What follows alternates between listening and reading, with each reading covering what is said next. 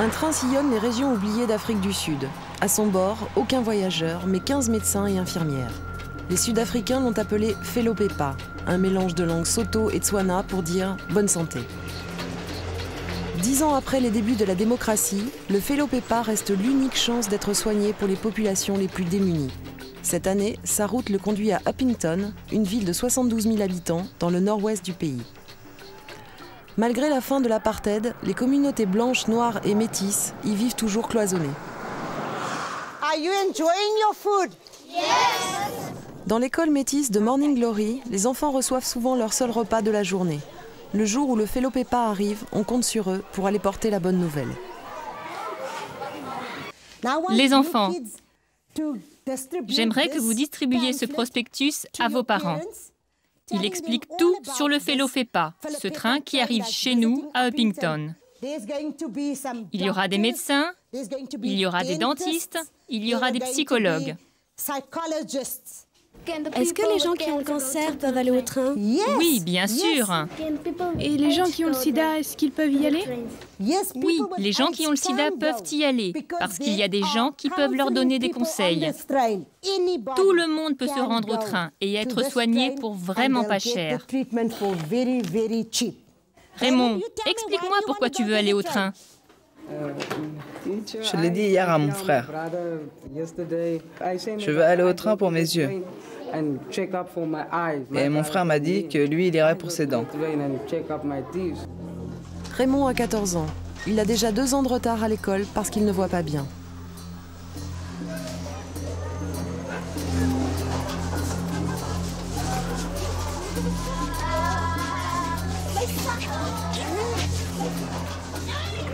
Les 16 wagons du train viennent d'arriver.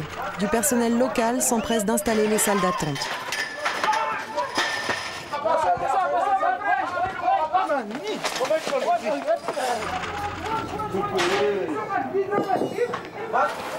Un peu plus loin, les premiers soignants montent à bord et découvrent leur chambre.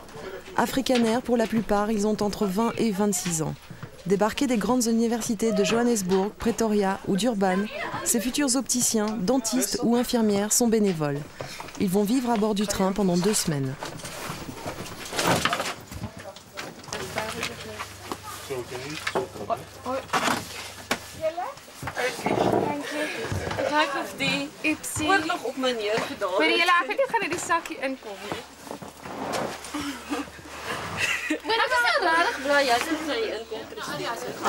Bonjour, bonjour.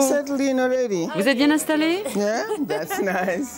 Liliane Singo a fui l'apartheid pour suivre ses études d'infirmière et de psychologie à Londres. À l'heure de la démocratie, elle décide de revenir pour prendre les commandes du Felopepa. Ce train n'est pas là simplement pour guérir des maladies. Ce train est aussi là pour soulager mentalement et psychologiquement ces gens. Et vous savez que ces personnes que vous devez servir ont besoin de ça. Donc, nous vous soutiendrons, mais il faudra vous jeter à l'eau. Et à vous de ne pas couler. 6h30 par un matin d'hiver. Vous gagnez, Felopepa. Debout, debout toute l'équipe du Felopepa. C'est un matin exceptionnel. Et beaucoup de Sud-Africains comptent sur vous pour les aider. Alors, motivez-vous, soyez enthousiastes et réveillez-vous. Debout, debout. Vous gagnez, Felopepa. In French, réveillez-vous, vous gagnez, Felopepa. Vous savez, ce sont des jeunes. Ils ont besoin de se reposer. Ce n'est pas facile pour eux de sortir du lit. Alors, il faut que je les encourage, que je les motive et que je leur rappelle leur mission. Ils savent ce qu'ils doivent faire, mais ce n'est pas toujours facile. Plus de 200 patients vont arriver dans la journée. Ils ont souvent marché des kilomètres ou payé un taxi-brousse pour venir. Parmi les premiers, Raymond, qui s'est rasé les cheveux pour l'occasion, et son frère Robert, qui a payé le bus.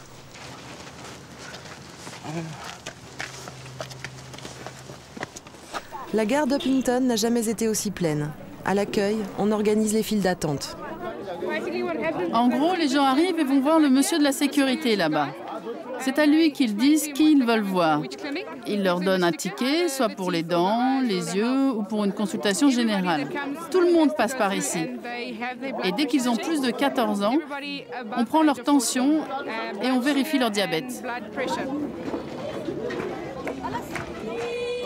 Très bien. Lui, il peut aller là-bas. Cette femme aussi. Cette femme-là aussi. Et les deux autres aussi pour les yeux. Liliane Singo se mêle à la foule. Elle oriente les patients, ceux qui sont perdus ou ceux qui n'ont pas réussi à obtenir de tickets.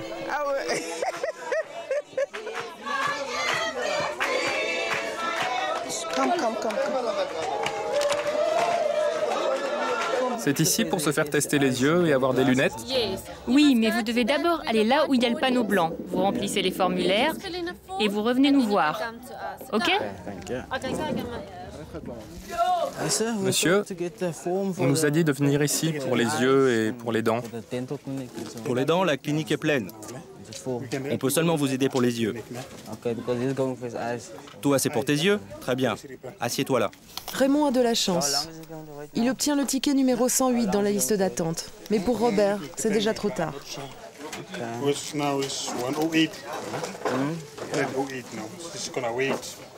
So the dental clinic is closed until tomorrow morning now.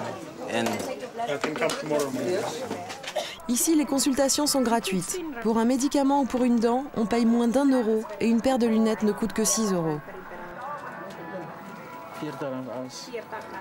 Un wagon plus loin, les patients sont déjà trop nombreux.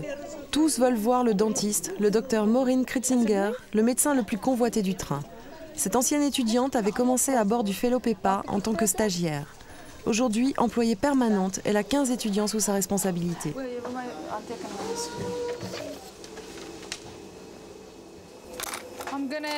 Je vais commencer à anesthésier pas mal de patients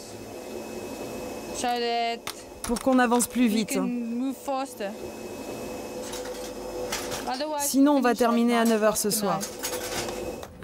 J'aime bien le dentiste, mais sans plus. En fait, j'ai peur. À 17 ans, première visite chez le dentiste pour Nelly. Elle veut se faire enlever 2 dents. Non, il ne faut pas avoir peur. Suis-moi. Tu peux t'asseoir ici?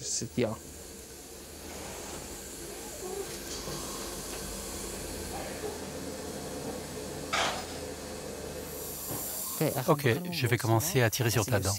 Si ça te fait mal, tu me donnes un coup de pied. D'accord? Bradley est étudiant à Pretoria. L'année prochaine, il sera diplômé.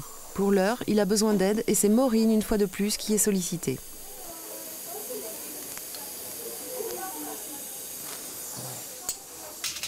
Docteur, excusez-moi de vous déranger. J'ai une dent très carriée et je n'arrive pas à l'enlever.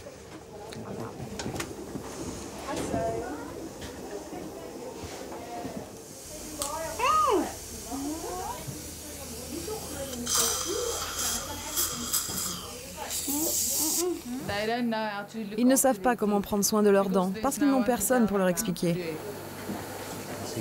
On gagne en expérience en faisant ça. À l'université, on ne voit que 4 patients par semaine pour des extractions de dents. Et aujourd'hui, j'en ai fait 20. Tu es contente? Dans certains cas, Liliane doit intervenir pour trouver une dernière place. Oh. It's no full Excel. The Dr. Fra. Is Maureen still busy? I haven't seen her. Okay, she's there. Excuse-moi. J'ai une grande faveur, une très grande faveur à te demander, Maureen. Et ce n'est pas un patient comme les autres. Cette femme est dans un fauteuil. S'il te plaît, Maureen, est-ce que tu peux encore t'en occuper? Merci. Il faut toujours que je négocie. Liliane sait que beaucoup de ses patients n'ont jamais vu un médecin de leur vie. Pendant plus de 40 ans d'apartheid, on leur a refusé l'accès aux soins. Et aujourd'hui, les listes d'attente de l'hôpital public sont trop longues. Le coût d'une consultation est de 100 rands, l'équivalent de 15 euros. Trop cher et les médicaments sont trop rares. J'aimerais qu'il y ait encore plus de monde qui puisse profiter du train. Pour moi, ce n'est jamais assez. Bien sûr, il y a une limite à ce que l'on peut faire. Mais il y a toujours du monde qui attend. Et la vérité, c'est qu'en Afrique du Sud, le train n'arrive même pas à atteindre la pointe de l'iceberg. Raymond a dû patienter la journée entière, mais peu importe. À Upington, il n'y a pas d'opticien qui puisse l'aider. Il se plaint principalement de maux de tête et il ne voit pas très bien de loin non plus. Donc on va juste regarder s'il a besoin de lunettes et si c'est ça le problème.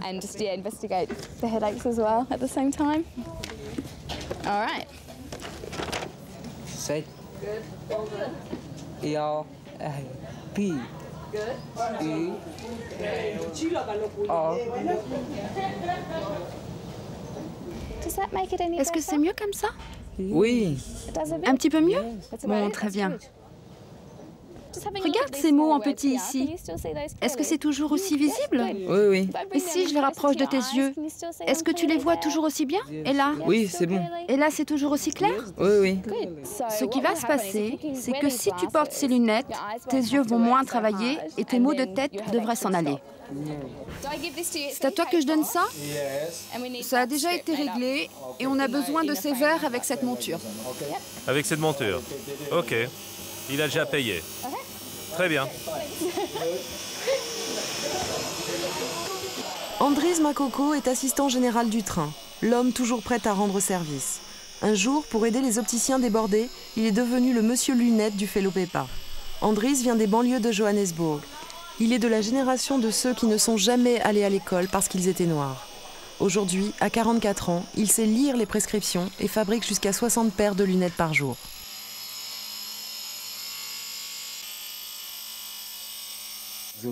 J'ai besoin de 10 minutes pour faire une paire de lunettes. Et c'est seulement 10 minutes pour changer la vie d'une personne. On le voit quand elle repart avec ses lunettes et qu'elle est toute heureuse. Et je suis content d'être celui qui est derrière tout ça.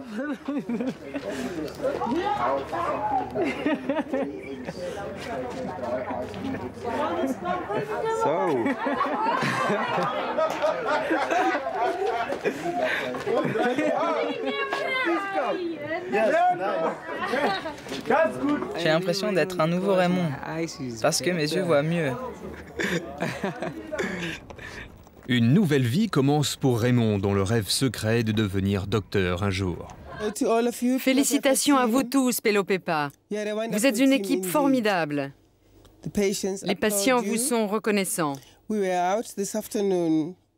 Nous avons rencontré aujourd'hui des gens qui étaient tellement heureux que vous soyez là et que vous ayez pensé à eux. Ce qui m'a le plus touché, c'est quand certains m'ont dit qu'ils pensaient qu'ils n'avaient aucune importance. C'est si déprimant et triste, ces personnes qui croient qu'elles ne sont pas grand-chose. Mais la plus belle chose, c'est que c'est vous qui leur avez redonné de l'importance.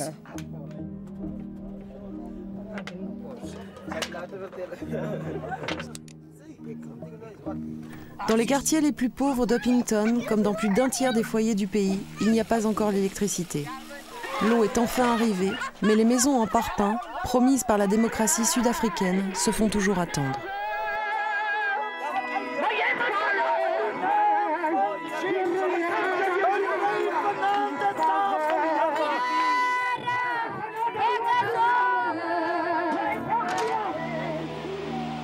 Les consultations dans le train sont terminées. Seule Maureen reste à bord. Comme souvent, elle est la dernière à finir sa journée.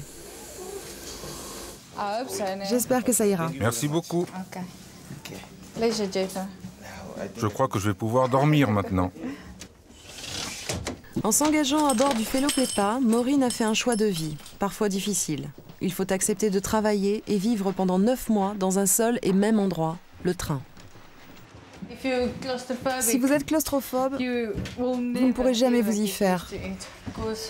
Tout est petit ici. Au bout d'un moment, c'est la 4e fois. Au bout d'un moment, on veut juste aller dans sa chambre. Et on ne veut même plus savoir si elle est grande ou si elle est petite. Ma chambre.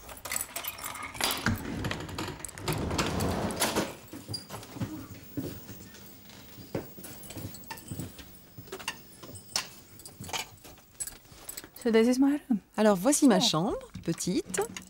Ça c'est la largeur. Et le lit est plus petit qu'un lit simple. Il n'est pas aussi large. C'est vraiment petit. J'ai un téléphone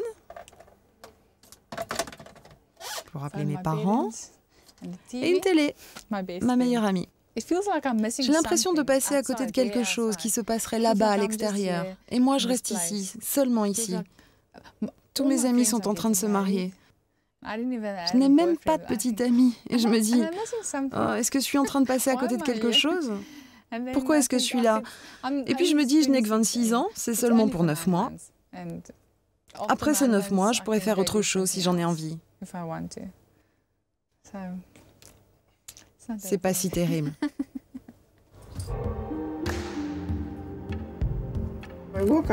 Je me suis réveillée à 4h30. Je me réveille toute seule à 4h30. Je n'ai pas besoin de réveil. Il faut que je sois réveillée, juste pour être sûre que tout le monde soit réveillé. Sinon, si je ne me lève pas, comment être sûre que l'on commence le travail à l'heure? Il faut que je fasse ce que je fais tous les jours. Bonjour tout le monde. Bonjour. Comment allez-vous ce matin? Vous pensez qu'il va y avoir du monde aujourd'hui? Ah, on espère que oui. Je pense qu'il va y avoir du monde parce qu'il y a 2 bus qui doivent arriver.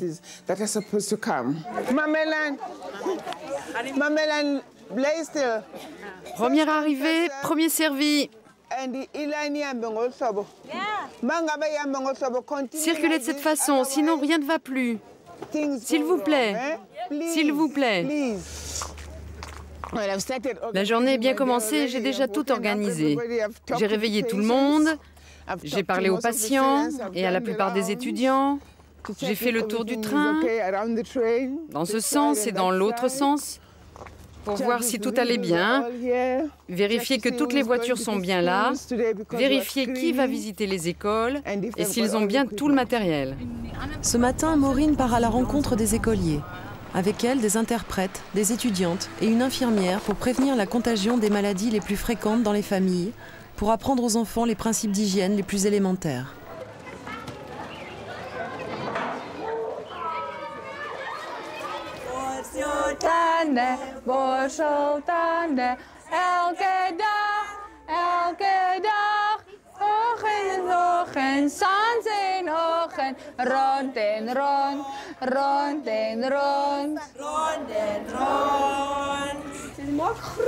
Vous ouvrez bien grand la bouche et vous faites des grands cercles. Comme ça, des grands cercles.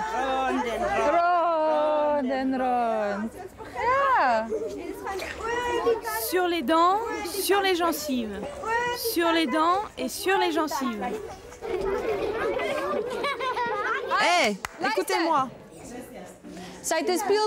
On va regarder ce qui se passe dans vos dents et on va voir si on trouve des petites bestioles ou des petits trous. Ok?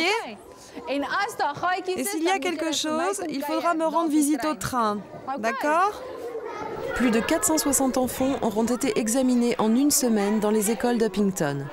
Beaucoup d'entre eux recevront une lettre à donner à leurs parents pour qu'ils puissent se faire soigner dans le train.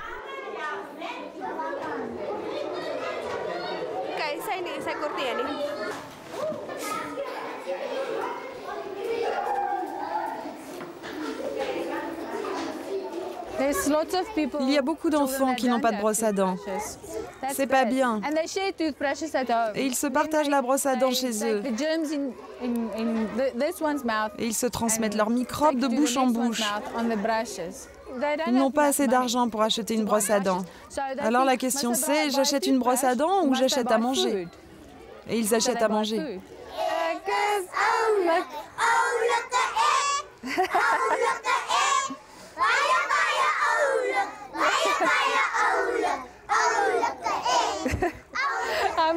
Ils me font rire. Ils chantent. Je suis mignon, je suis mignon, je suis si mignon. Oui, vous êtes vraiment trop mignon.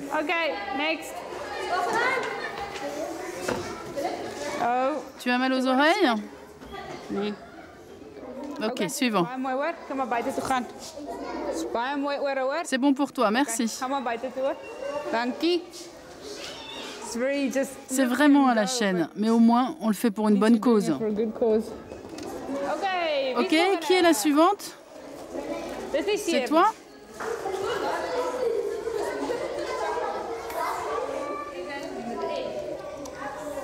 Tu as mal aux oreilles? Celle-là, elle me fait un peu mal.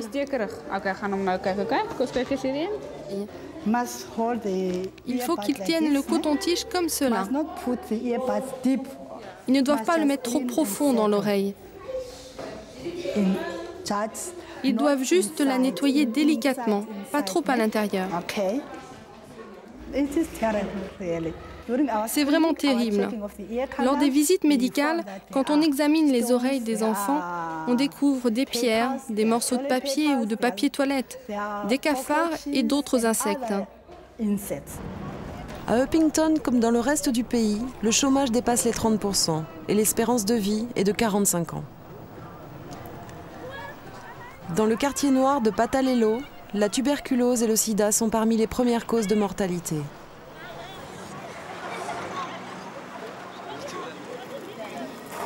La jeune psychologue du Fellow Pepa, Kareli, rend visite à Kristana, un groupe de parole pour une quarantaine de malades du sida qui se réunit toutes les semaines. Je m'appelle Patricia Paparé, je fais partie du groupe Kristana et voici ma fille Bussiswe. Plus de 5 millions de Sud-Africains sont contaminés par le virus. Chaque jour, 1000 personnes en meurent. Carré est là pour informer et réconforter ces malades, mais elle ne peut les soigner. Les traitements efficaces coûtent trop cher et il n'y aurait pas de suivi médical possible une fois le train reparti. J'aimerais savoir pour mon bébé. J'aimerais savoir ce qu'on pourrait lui donner. Est-ce que les médicaments vont pouvoir agir sur la maladie? Est-ce que les enfants, eux, seront guéris quand ils seront grands? Pour ceux qui prendront les antirétroviraux, la progression du virus sera ralentie. Si le virus est déjà là, il y restera. En revanche, il ne se multipliera pas. Ce qui veut dire qu'ils pourront vivre plus longtemps. À peine le temps de donner quelques conseils et le Fellow Pepa doit reprendre son chemin. En une semaine, il aura soigné environ 1200 patients, arraché 700 dents et distribué plus de 400 paires de lunettes.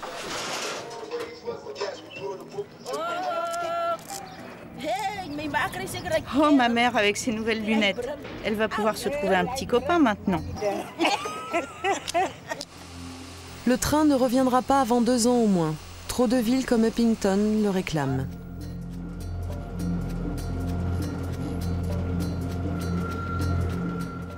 Je sais trop bien que les Sud-Africains ont besoin de ce train.